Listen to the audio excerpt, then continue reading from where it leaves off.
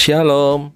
Channel ini terbuka untuk semua orang yang rindu mengerti apa kata Alkitab tentang hal-hal dalam kehidupan ini. Selamat menonton. Tuhan Yesus memberkati. Shalom saudara-saudara kekasih di dalam Tuhan Yesus Kristus.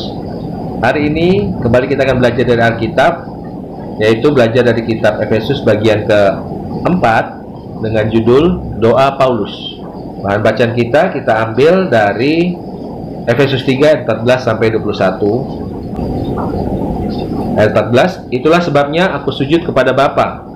Ayat 15, yang daripadanya semua turunan yang di dalam surga dan di atas bumi menerima namanya.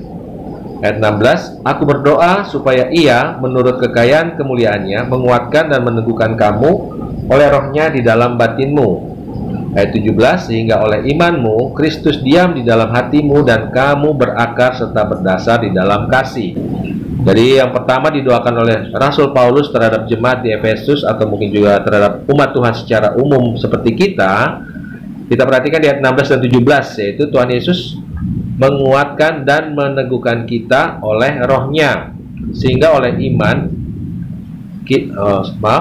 kita Kristus diam di dalam hati kita dan kita berakar serta berdasar di dalam kasih. Jadi kita harus berakar di dalam Kristus. Tentu kita tahu fungsi akar pada tumbuhan. Akar yang kuat akan sanggup menopang tumbuhan yang mungkin tingginya puluhan meter.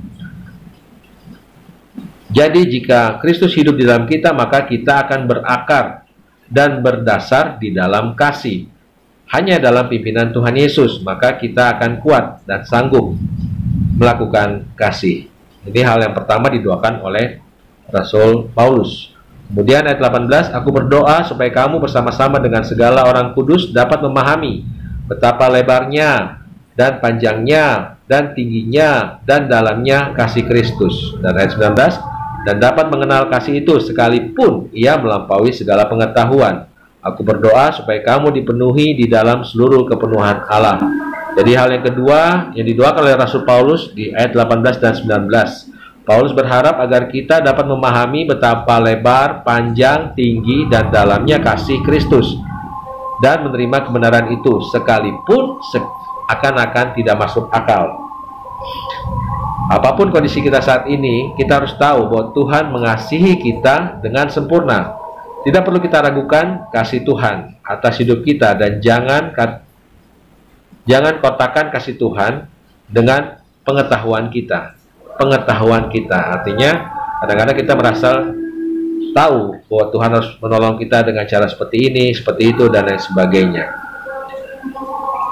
Karena Tuhan sanggup melakukan lebih dari apa yang kita pikirkan dan doakan.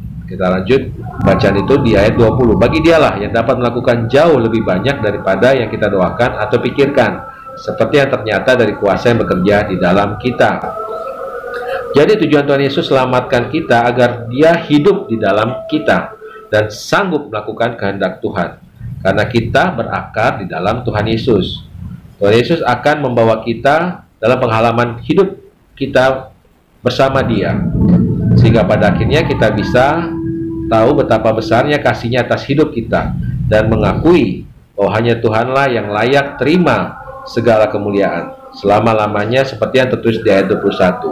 Ayat 21 dikatakan, bagi Dialah kemuliaan di dalam jemaat dan di dalam Kristus Yesus turun-temurun sampai selama-lamanya.